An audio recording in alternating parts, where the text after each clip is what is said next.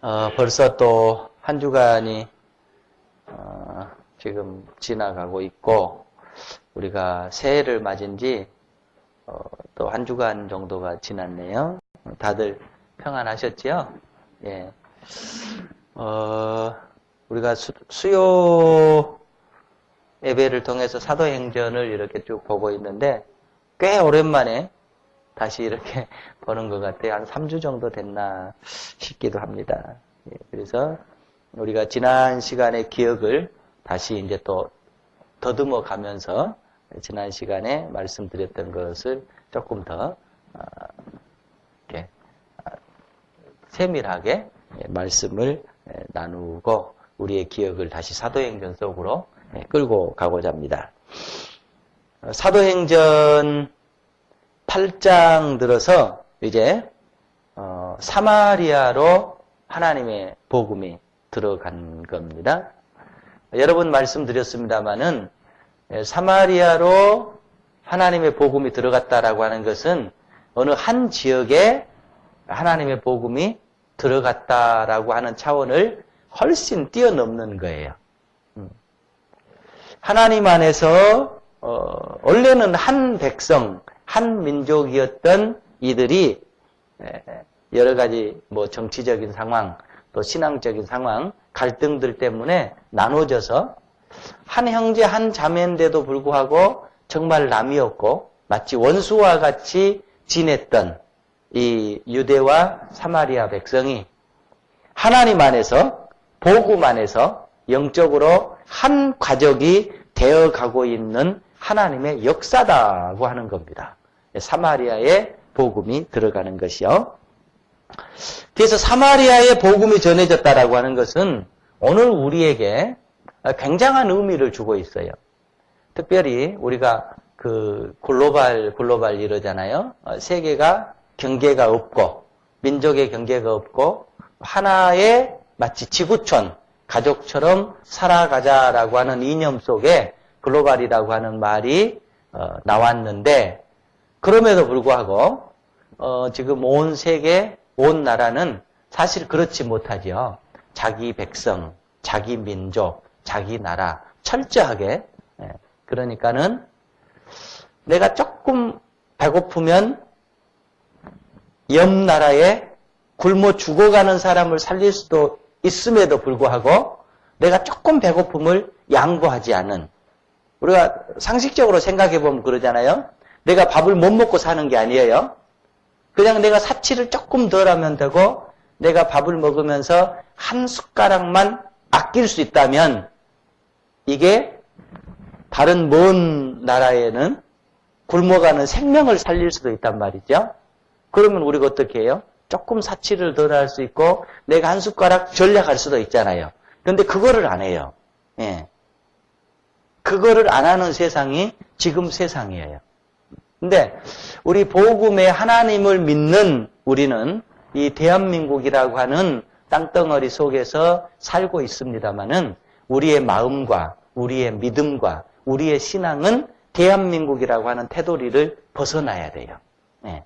우리가 우리나라를 사랑해야 되고 우리나라를 위해서 헌신하고 봉사하고 때로는 피를 흘려야 되겠지만 우리나라가 전부가 아니라고 하는 사실을 우리는 꼭 갖고 살아야 돼요.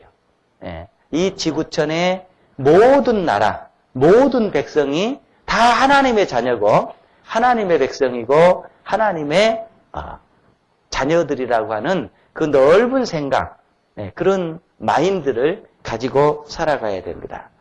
특별히 참 이런 얘기를 할 때는 민감해지긴 합니다만은 북녘 땅을 위해서도 우리가 사실은 많이 기도해야 돼요. 그들이 하는 짓은 정말로 사람들도 안 주고 싶은 마음이 다 똑같은 마음이지 않아요? 그럼에도 불구하고 예수님은 그들마저도 십자가에서 위해서 못 박혀 돌아가셨다라고 하는 거예요. 그래서 우리가 이런 얘기를 할 때는 뭐 자공이니 영공이니 하면서 굉장히 조심스럽긴 합니다만은 그럼에도 불구하고 우리가 북녘 땅을 위해서 많이 기도해야 돼요. 또 저 밑에 나라 일본을 위해서도 많이 기도해야 돼요. 하나님의 복음이 사마리아에 들어갔다라고 하는 것은 그런 의미입니다. 갈라져 버린 정치와 이념과 여러 신념들 때문에 갈라져 버린 그 땅에 하나님의 복음이 들어가고 하나님의 자녀들이 함께 되어갔다라고 하는 것은 우리에게 많은 것들을 시사합니다. 적게 보면 우리 이 지역 공동체 속에서 우리가 되도록이면은 적이 없어야 되고요. 되도록이면은 반목이 없어야 되고요. 되도록이면은 갈등이 없는 서로 치유하는 그런 공동체를 만들어 가야 함도 이 복음 속에 들어 있습니다.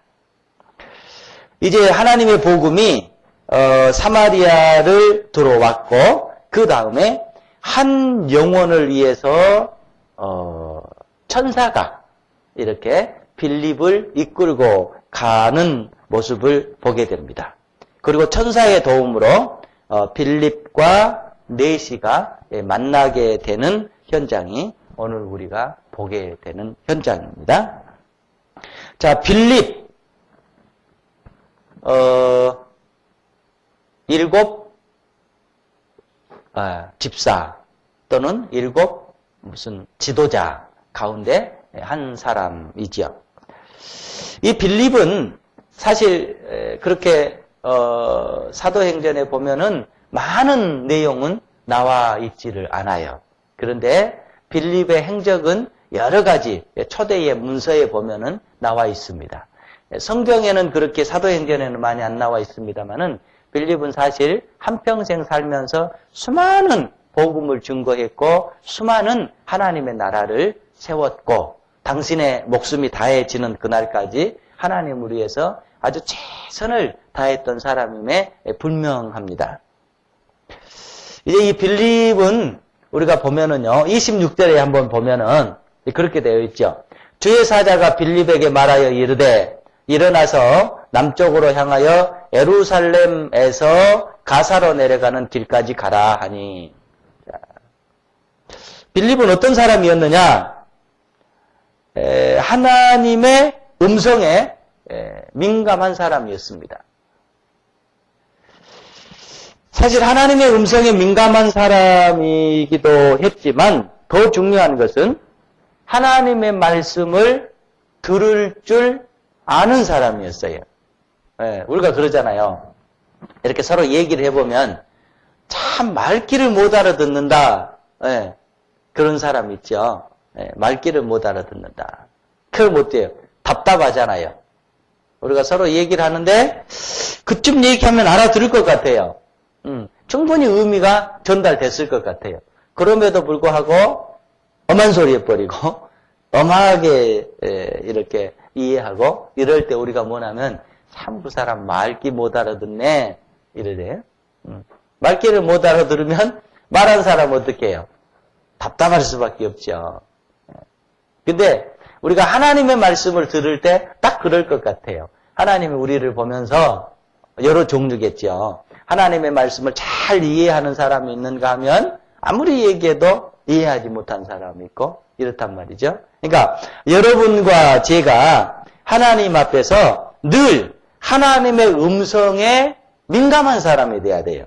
근데 이 민감하다라고 하는 말은 무슨 말이냐면은 하나님의 말씀을 잘 들을 줄 아는 사람이어야 돼요.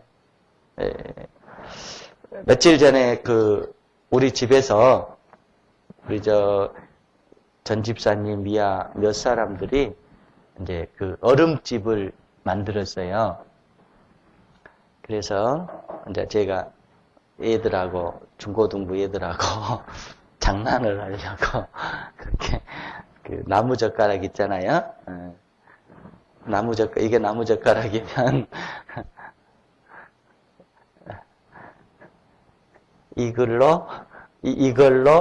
이걸로 만들어? 그랬단 말이에요. 제일 처음에 내가 전 집사님한테 그 얘기를 했어요. 이렇게 전 집사님 딱 듣는 순간 빵 터져버려요. 그러니까 이게 그 얘기를 하면 웃으라고 한 얘기예요. 그런데 그 다음에 성현이도 있었고 가은이도 있었고 우정이 있었고 효중이 있었어요. 근데 거기서 이제 간식을 먹으면서 제가 또 나무젓가락으로 야 이걸로 만들어. 성현이까지 빵 터졌어요. 그런데 효중이는 그냥 눈만 깜벅깜벅하고 있는 거예요. 가은이 터졌지, 성현이 터졌지, 우정이 터졌지, 나 웃었지. 그런데 안 웃는 거예요. 그래서 이제 너 이해 못했지? 이해했다라는 거예요. 그런데 왜 안 웃어? 그러니까 어디서 웃어야 될지를 몰라서 안 웃는다는 거예요. 그건 이해 못하는 거야. 그러니까 우리가 이렇게 얘기를 하면 웃어야 될 시기에는 딱 웃어야 이해한 거잖아요. 그런데 효중이는 아직도 이해를 못했을 거예요. 이게 말귀를 못 알아듣는 거예요. 그러니까 여러분과 제가 하나님의 말씀을 들으면서 늘 우리가 이 하나님의 말씀을 들을 수 있어야 돼요. 예. 그러니까 예수님께서도 답답하셨던 거예요. 그래서 설교를 하시고 나면 꼭 뭐라고 말씀하세요? 들을 귀 있는 자는 들을지어다. 이랬잖아요. 근데 우리는 효중이처럼 아니요, 이해했어요. 예. 저는 이해를 못한 거예요. 그런데 이해했다라고 하는 거예요. 그러니까 우리가 사실은 하나님께서 말씀하신, 하나님께서 우리의 심령에 심고자 하시는 말씀을 다 이해를 못하면서 우리는 이해했어요. 이럴 때가 참 많이 있어요. 예. 그러니까 오늘 이 빌립을 보면서 참 이 빌립이라고 하는 이 분은 하나님의 음성에 민감한 분이셨다. 그리고 하나님의 말씀을 들을 줄 아는 사람이었다. 여러분과 제가 늘 우리 자신을 점검해야 돼요. 나는 하나님의 음성을 제대로 듣고 있는 것인지, 아니면 듣지 못하면서 잘 들었다고 하는 것인지. 분명히 빌립은 주의 사자가, 이 주의 사자는 원문 성경은 엔젤이라고 써요. 천사지요. 천사가 이 얘기를 했단 말이에요. 그걸 그대로 들었습니다. 다음 두 번째는 30절이에요. 그 말씀을 듣고 어떻게 했어요? 빌립이 달려가서 이사야 선지자의 글을 글 읽는 것을 듣고, 그러니까 그 말씀을 듣고 바로 그것을 향해서 뛰어갔어요. 뛰어가는데 그냥 달려가는 것이 아니라 아주 급히 달려갔다. 원문은 또 그렇게 돼 있습니다. 달려갔다라고 하는 것은 어떤 의미냐면은 열정을 가지고 살았다라고 하는 거예요. 하나님의 말씀이 들려졌을 때 그냥 걸어갈 수도 있고 지체할 수도 있고 마치 연하와 같이 불순종하면서 반대로 가버릴 수도 있고 그러겠죠. 그런데 달려갔어요. 열정인 거예요. 예. 여러분과 제가 이렇게 살아가면서 어떤 사람이 큰일 하느냐? 그건 분명히 열정의 사람이에요. 예. 열정이 있어야 돼요. 공부를 해도 열정이 있어야 되고 사업을 해도 열정이 있어야 되고 뭘 하든지 열정이 있어야만 그 일에 큰 성공을 거둘 수가 있습니다. 여러분 하신 일에 열정이 회복되어질 수 있기를 축복합니다. 사업하신 사람은 사업에 열정이 있고 공부하는 사람은 공부에 열정이 있고, 예. 저는 목회하는 사람으로서 목회에 열정이 있고, 이 열정은 하나님께서 우리의 심령에 불을 붙여줄 때 가능한 것입니다. 여러분과 제가 늘 우리의 하는 일에 열정을 가지고 살아갈 수 있기를 축복합니다. 예. 빌립은 열정의 사람이었어요. 얼마나 열정이었느냐? 자기의 생명까지 내던질 만큼 열정의 사람이었습니다. 다음 세 번째는 35절에 보면은요, 빌립이 입을 열어 이 글에서 시작하여 예수를 가르쳐 복음을 전하니. 그러니까 지금 32절, 33절의 그 내용을 그때 당시는 신약이 없었으니까 구약의 책을 네시가 읽으면서 가고 있어요. 그 이해가 안 되는 거죠. 그런데 빌립을 만나서 물어보는 겁니다. 지금 이 말이 본인을 한 얘기냐 아니면 다른 얘기를 하는 거냐. 그러니까 그 말부터 시작해서 사실은 이 말이 예수 그리스도에 대한 말씀이다 하면서 예수 그리스도에 대해서 정확하게 얘기하면서 이 네스의 믿음을 세워주고 있습니다. 여러분, 우리가 교회 생활을 할 때도 그렇고 또 사회 생활을 할 때도 그렇고 우리가 이렇게 타인을 세워주는 이런 미덕이 굉장한 미덕입니다. 예.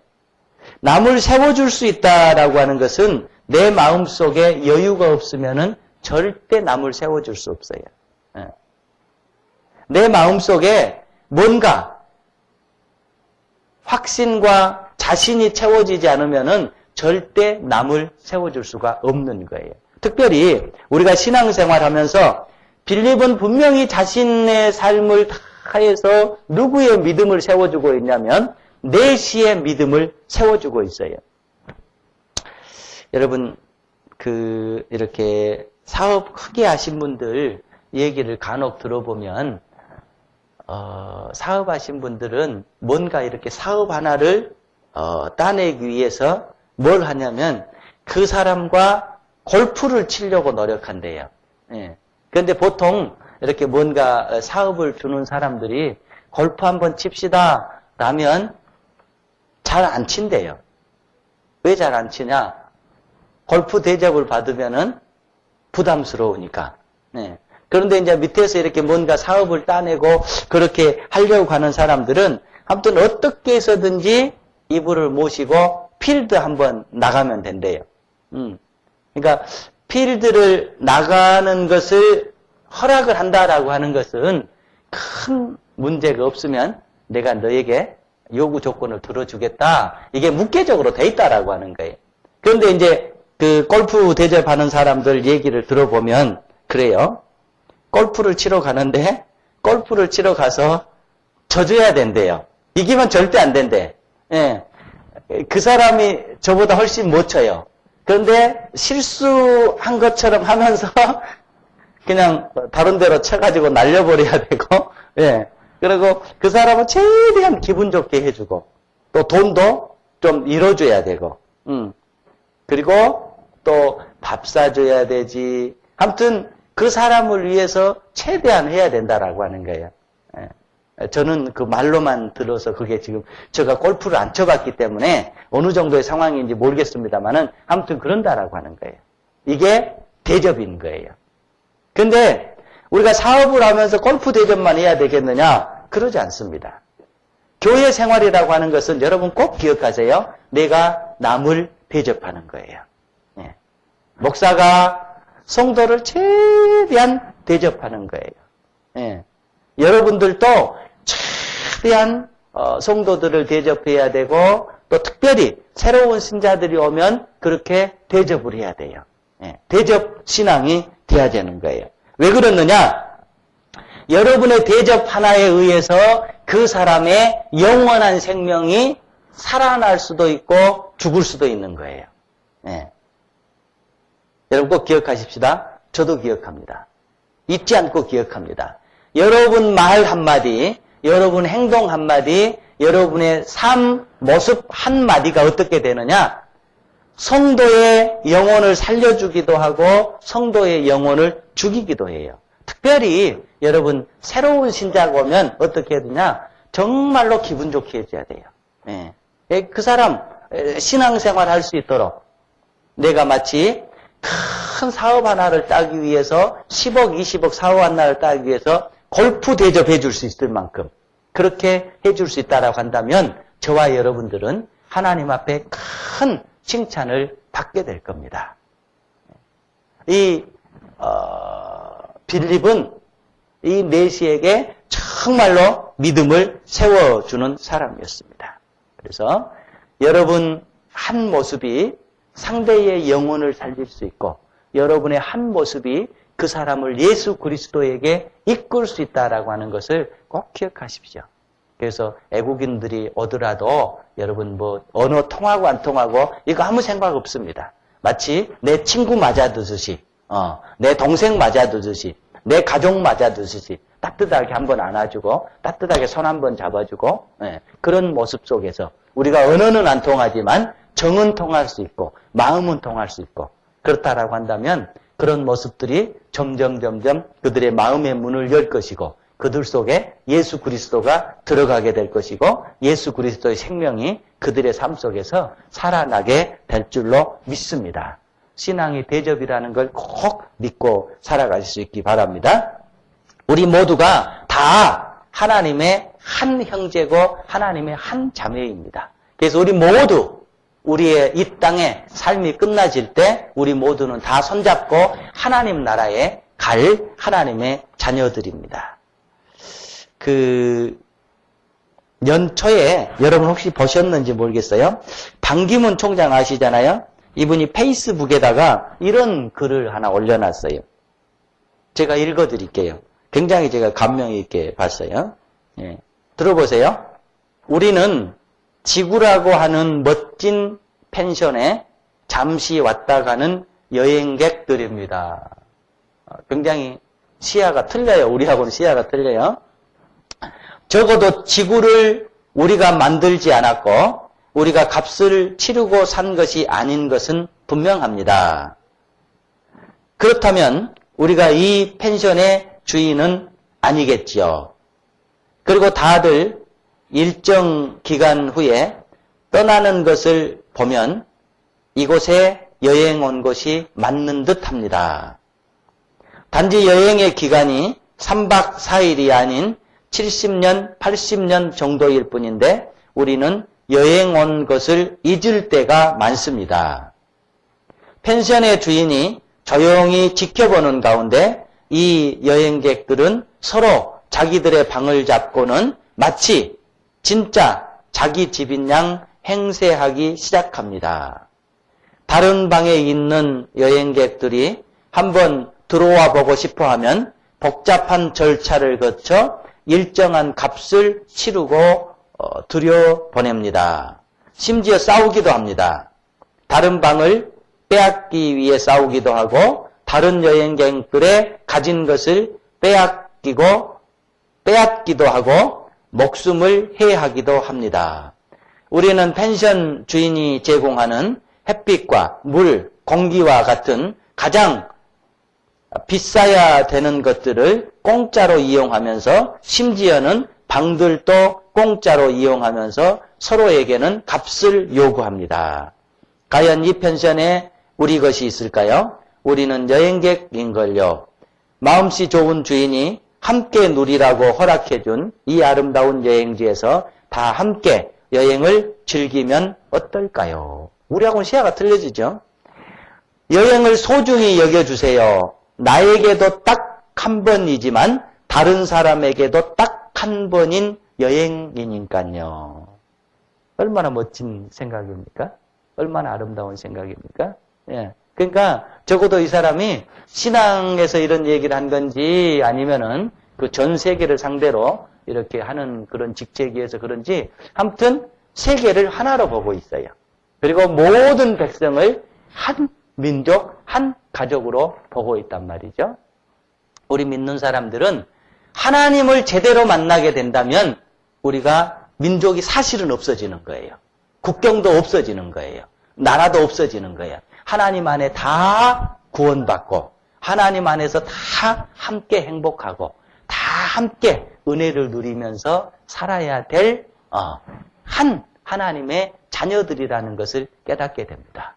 여러분 한마디, 여러분 한 모습이 상대에게 대접이 될 수도 있고 때로는 상대의 마음을 아프게 할 수도 있는 거죠.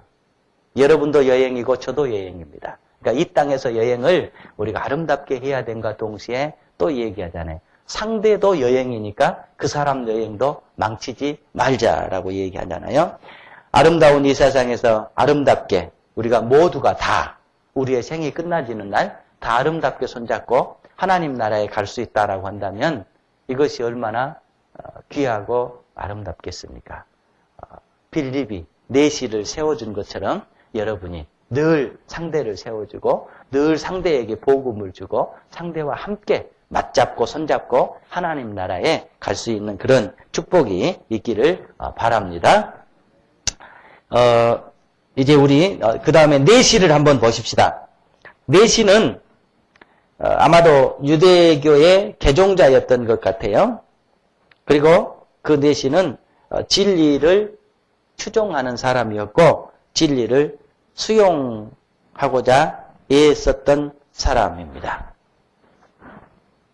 자신의 직책이 보통 해석학자들은 아마 지금 정치적인 상황으로 보면은 뭐 경제를 책임지는 장관쯤 되지를 않았겠느냐. 그러니까 그 정도면 얼마나 파워가 있겠어요. 그 정도면 얼마나 힘이 있겠어요. 그런데 그럼에도 불구하고 먼 나라에서 예루살렘까지 하나님을 믿고 하나님을 섬기기 위해서 온 겁니다. 그래서 적어도 이분을 신앙적으로 해석하면 이분은 자신의 직책과 자신의 삶이 하나님을 섬기는 데 사용되어야 되고 하나님을 받드는 데 사용되어야 된다라고 하는 그런 믿음을 가지고 살아가고 있습니다. 여러분이 어떤 직업에 종사하든지 또 어떤 직업에 있든지 우리의 직업을 통해서 우리의 삶을 통해서 하나님의 영광을 나타내고 하나님께 영광을 돌리고 하나님의 목적을 이루는 그런 삶이 될 수 있기를 축복합니다. 여러분의 사업을 통해서 하나님께 영광을 돌리고 여러분의 생을 통해서 하나님 앞에 영광을 돌리고 여러분의 모든 일거수일투족을 통해서 하나님 앞에 영광을 돌리는 바로 내시는 그런 삶이었습니다. 오늘 귀한 말씀이 우리 모두에게 크게 다가올 수 있기를 바라고 주의 복음이 사마리아에 들어갔고 주의 복음이 내시에게 들어간 것처럼 우리 모두가 하나님 안에서 큰 시야를 가지고 지구가 하나고 온 백성이 하나님의 한 자녀고 다 함께 이 땅에서 하나님의 은혜를 받고 행복하게 살다가 하나님 나라에 함께 손잡고 가야 될 하나님의 자녀들이다 생각하면서 여러분과 생각이 다르고 여러분과 뜻이 다르고 또 우리 모두와 모든 게 함께 할 수 없는 상황에 처해 있다라고 할지라도 그들도 다 하나님의 자녀라는 마음을 가지고 함께 살아갈 수 있고 또 함께 은혜를 나누는 그런 귀한 믿음의 공동체를 바로 여러분을 통해서 저를 통해서 이루어갈 수 있기를 축복합니다. 아까 우리가 불렀던 찬송 가운데 내 눈에 주의 눈물 채워주소서 그 찬양을 부르면서 제가 마음이 울컥했어요. 내 눈 속에는 과연 주님의 눈물이 얼마나 있을까? 아니면은 내 눈물로만 늘 채워져 있는 것은 아닌지 반성해 봅니다. 올 새롭게 한 해 여러분의 삶이 저 삶이 하나님 앞에 크게 영광 돌리는 삶이 되시기를 축복합니다.